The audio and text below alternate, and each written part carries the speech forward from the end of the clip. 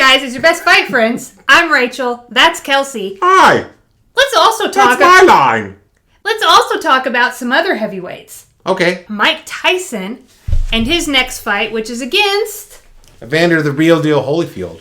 Kelsey's favorite fighter of all time. My favorite sports figure of all time. Okay, that's huge. It is huge. It's going to be huge. But what we also have to talk about is Mike Tyson versus Triller. Yeah, which one are you more intrigued by, Rachel? I feel like, yeah, because it's just a strange situation.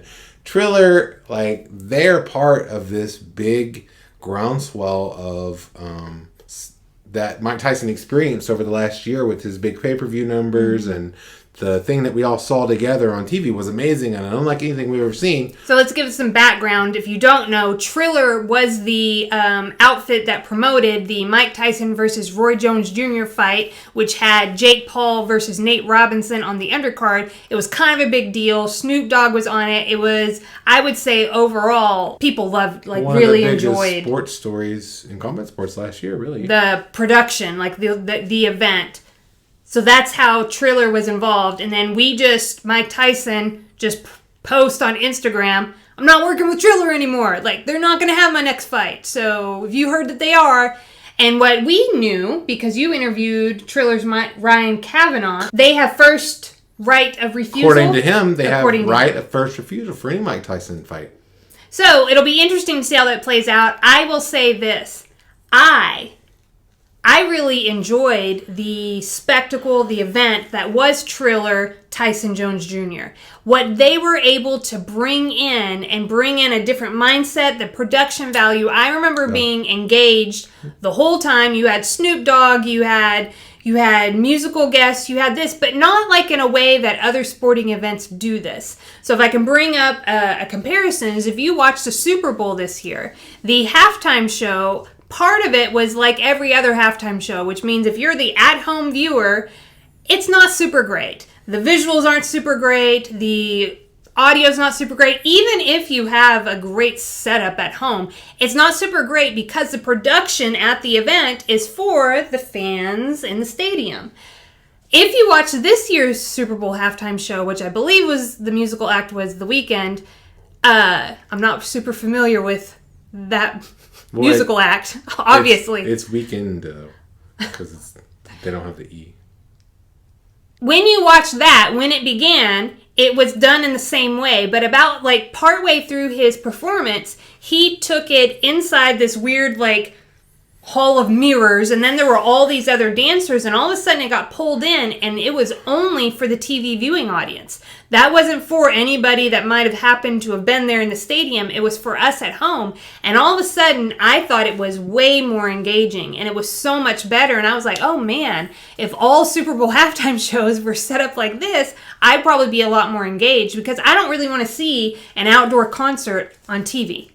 Like, I want to be there and see a live concert, but I don't want to see it on TV. Well, Triller, there was no live audience. They did the whole thing and set it up for the TV viewing audience, so it was so engaging. So I do want to see them doing more stuff. Obviously, they are doing another fight coming up. But I guess I'm like, well, all right, Mike, do whatever you want, you know? Yeah, and is the world really clamoring for the third Mike Tyson versus Evander Holyfield fight? Right, so we've already seen this fight happen twice, and essentially the same thing happened in both fights, in my opinion. Holyfield won. Holyfield won the first fight convincingly. The second fight, he was winning, and then Mike bit his ears off. Do you know what I mean? Like, the second fight, because the first fight, Mike was like, the first fight, let's just remember, 1996, when Evander Holyfield beat Mike Tyson via stoppage, that was one of the biggest upsets in heavyweight championship history. When that line opened, he was something like 25-1, right? It was a huge thing. Now, the line closed as it got closer to the fight night. People started betting on Evander.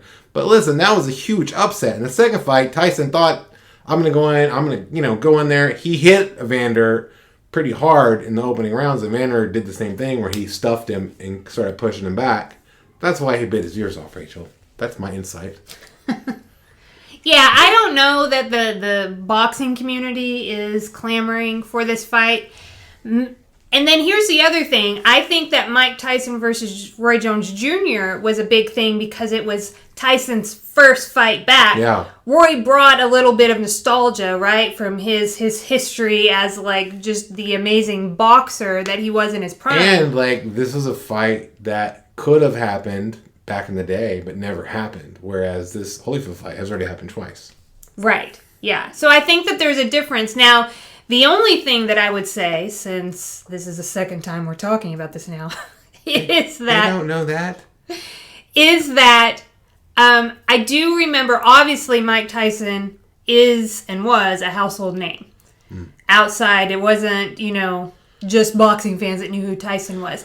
I would say that Evander Holyfield also meets that criteria. Oh, yeah. And people can... So I remember being younger, and Evander Holyfield was one of the part of a plot point on the show Friends, which was absurdly popular, like, in its day, and even, I guess, now. So, in that way, maybe if you're looking for a broader kind of... An older audience. Maybe, you want to get that, but I agree with you that overall I'm just like, okay, What about Lennox Lewis, though? I mean, when is Lennox coming back?